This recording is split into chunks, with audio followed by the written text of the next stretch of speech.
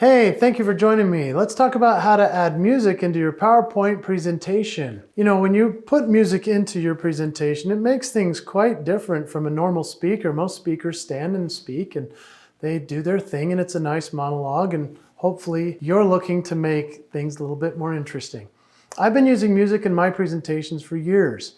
I love using music because the audience is absolutely not expecting it. People have often asked me how I use it. Sometimes I'll use my iPhone on stage, but other times I'll put it into the PowerPoint slide deck itself. We're going to talk about that and why it's a good usage of music in order to change the emotion, shift things with the audience. Some of the ways we're going to do that, I'm going to show you technically how to do it, as well as we're going to walk through why it's important to have music. And so let's go. I'm Jason Hewlett. Thanks for joining me.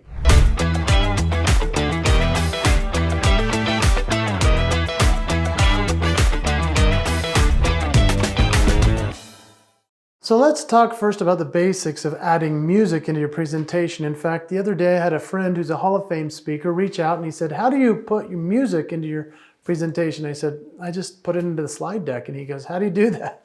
He'd never considered how to do it. And so this is a chance that I get to teach you as well. So first of all, open up your PowerPoint slide deck, open that up, make sure that's ready to go. Now select the slide where you want to add music. I would recommend not having it be on a blank slide. You want to have perhaps an image that can be played at the same time, so it's not just showing some blank image up on the screen. Now you go to the Insert tab and you click on Audio, either from my PC or from my Mac or wherever you're working from, so that you can add the audio. And then you can also record audio from there actually. I wouldn't recommend doing it this way. It's better to have the file first, but you can record audio from that setting as well. So now you select your audio file and then you click Insert. And it's ready and it's in your PowerPoint slide deck. There you go. That's the technical part of this. I hope that was helpful.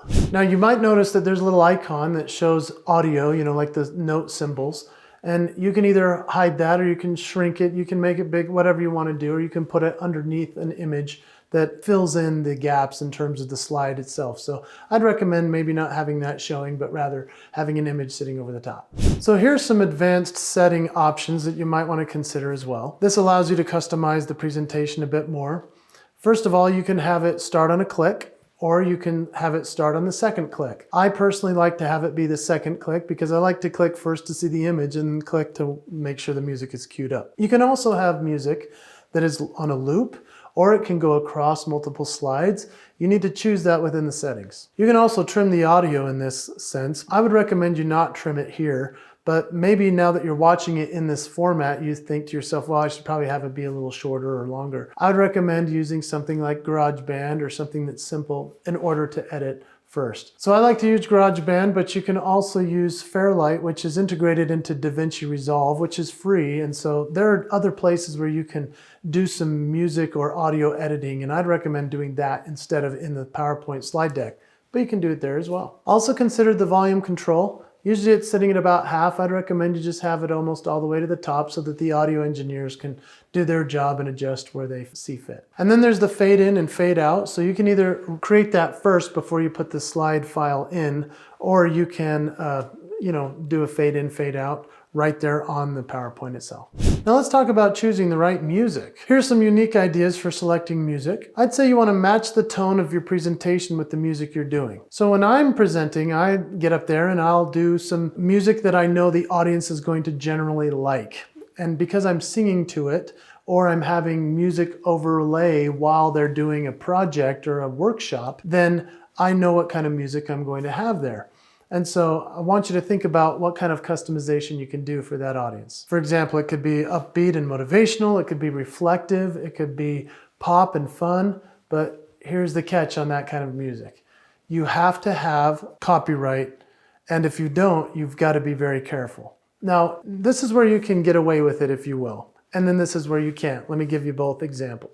So you don't need to own the copyright of a song to put it into your PowerPoint slides, because you're usually covered by what's called this royalty umbrella at every presentation place or conference center. They have these in place so that DJs can play music, so that event planners can have music blaring the whole time. This doesn't work as much in video, but it works for audio. And yeah, the place is already purchased, or the event planners have purchased the rights to use music in general. Where you get in trouble is if you're recording the presentation and then you sell your presentation with that music on there.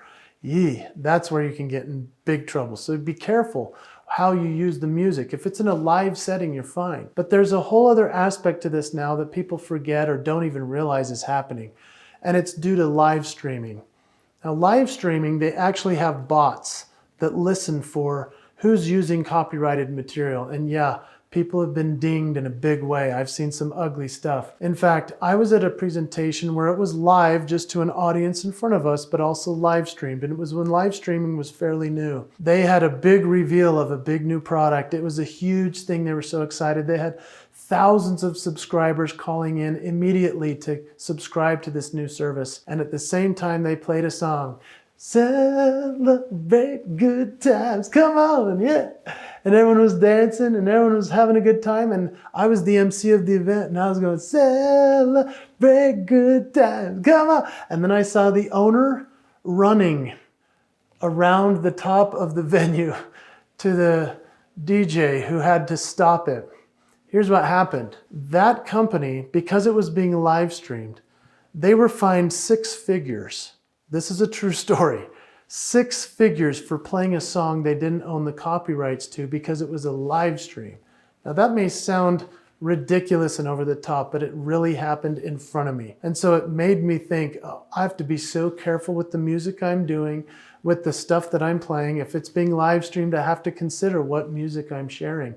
Unless I've purchased a copyright or I know the event planner and the space has covered all the costs, I'm not going to risk it. So be careful what music you play. Let's talk about technical tips and troubleshooting. I'd like you to ensure that your audio file is embedded. And don't just link it up to some YouTube or Spotify or something where you need to rely on a possibly unstable internet connection. You want to take the time and the file size. It's not going to be that huge. It's nothing compared to a video. And I've done another video about embedding video if you want to watch it on this channel.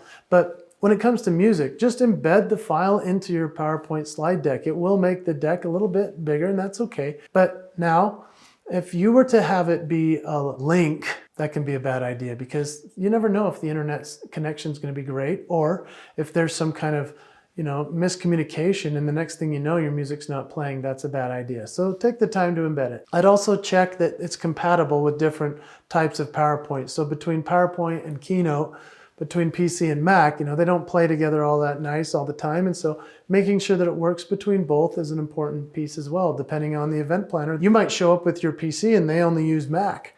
And so you need to make sure that everything works. What I'd also recommend is when you get to the event, make sure to click through every single slide to make sure the music plays correctly. Otherwise, it could be compromised. So truly what I've found is that the right music can transform the feeling of a presentation. I've been using music for my entire career as a speaker, and people are surprised by that. In fact, when they hear I'm a speaker, they are shocked when I blast into music, but they're thrilled. And here's why. Most speakers don't do it. And so the speakers that add something just a little extra, it's really a nice piece. A friend of mine recently contacted me and said, how do I add music into my slides because I want to talk over the top of it? Whereas another speaker said, I want to add music so I can play the guitar with it.